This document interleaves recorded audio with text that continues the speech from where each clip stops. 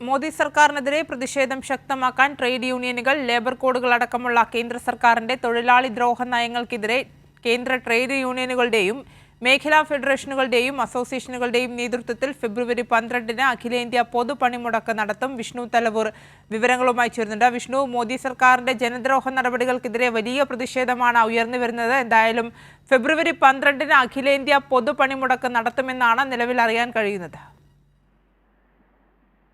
ആര്യ, തീർച്ചയായിട്ടും മോദി സർക്കാരിന്റെ തൊഴിലാളി വിരുദ്ധ നയങ്ങൾക്കെതിരെ ശക്തമായിട്ടുള്ള പ്രതിഷേധവുമായി മുന്നോട്ട് പോകാൻ തന്നെയാണ് ഇപ്പോൾ സംയുക്ത ട്രേഡ് യൂണിയനുകളുടെ തീരുമാനം. ഈ സംയുക്ത ട്രേഡ് യൂണിയനുകൾ അടുത്ത ഫെബ്രുവരി 12-ന് രാജ്യവ്യാപകമായി പൊതുപണിമുടക്ക് നടത്താനുള്ള ആഹ്വാനമാണ് ഇപ്പോൾ നൽകിയിരിക്കുന്നത്. അതോടൊപ്പം തന്നെ ജനുവരി 9-ന് ദില്ലിയിൽ നടക്കുന്ന കൺവെൻഷനിൽ ഈ ഒരു പണിമുടക്ക് പ്രഖ്യാപനം ഉണ്ടാകുമെന്നും അറിയിച്ചിട്ടുണ്ട്. പ്രത്യേകിച്ച് ഈ ലേബർ കോഡുകൾ പിൻവലിക്കുക, അതോടൊപ്പം തന്നെ മറ്റ് തൊഴിലാളി വിരുദ്ധ നയങ്ങൾ, പ്രത്യേകിച്ച് പാർലമെന്റിലടക്കം ഇപ്പോൾ കൈക്കൊണ്ട തൊഴിലാളി വിരുദ്ധ നയങ്ങൾ, മഹാത്മാഗാന്ധി തൊഴിലുറപ്പ് പദ്ധതി അട്ടിമറിക്കുന്നതടക്കമുള്ള വിഷയങ്ങളിൽ ശക്തമായിട്ടൊരു പ്രതിഷേധം ഉയർത്തിക്കൊണ്ടുവരാൻ തന്നെയാണ് സംയുക്ത ട്രേഡ് യൂണിയനുകളുടെ തീരുമാനം. ആര്യ.